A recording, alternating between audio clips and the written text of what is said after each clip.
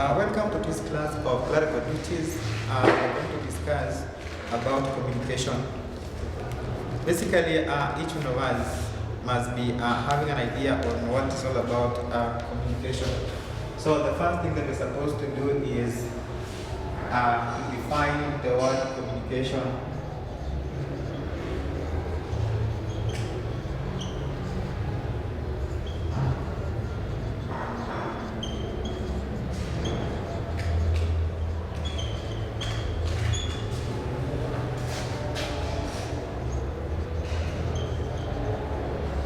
So what I've said is that we are going to define communication, and I could say that communication is the process of passing information from one person to another person, or passing information from one place to another place.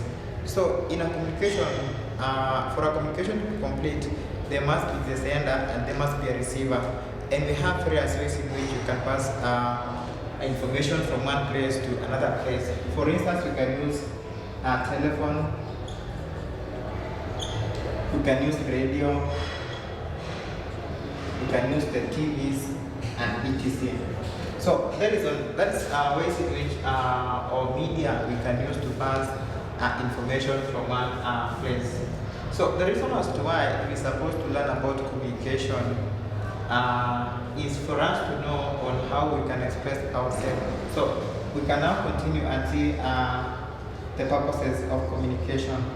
So we have got very many reasons as to why we are supposed to pass information. The first one is to give and obtain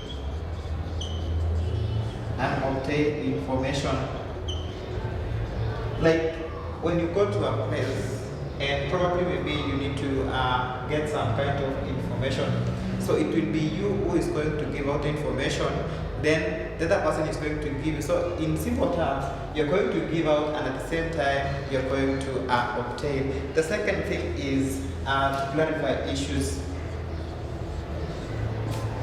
As a student, at times we've been faced with challenges, and in this case, the only way we can now clarify issues is by using information or by communicating. Remember, we say that communication is the conveyance or the passing of information from one person to another person. So as far as communication is concerned, we are going to clarify issues which are not clear. The other thing is to enhance public relations. To enhance public relations.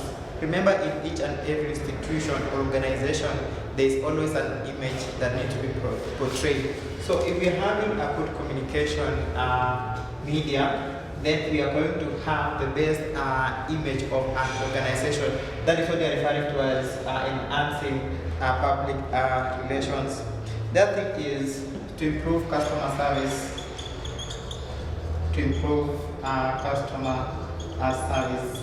The only way we can make our customers to feel better is by communicating. Whenever they are having an objection, they are having a complaint, then we can use communication to ensure that these people get the best service they deserve from our organization.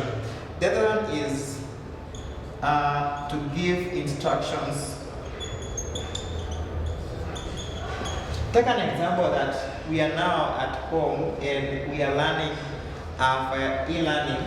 In this case, if the school reopens, then you're supposed to be given information on what to do when you resume. So in simple terms, it's all about using communication to give instructions. The other thing is confirming arrangements. Now, the arrangements that we'll be talking about here is about meetings. So if you are telling people that you're going to have meeting at a specific place, then we can only pass the information via the communication channel. That thing is, the last thing there is coordinating of events. Assuming that we've attended games, and in this case, there are things that you're supposed to do. We can only make those events to come to realization if we have a good communication channel. So those are some of the importance or the purposes as to why we're supposed to have communication in place. We can also see briefly the process of communication. And the process of communication is part and parcel of the definition of communication, in that it is all about now the passing of information from one person to another. So for us to say that communication is complete, then we must be having the sender, we must be having the message, we must be having the receiver, and we must be having feedback. So these are some of the components that we can get or we can have in the communication process. Apart from these other components, we can still have encoding and we can still have decoding. So in simple terms, sender is the originator of the message. So this is the person that is now coming up with a message that we're supposed to pass. Then the person receiving this message is what we are referring to as the receiver. And in this case, the receiver is the person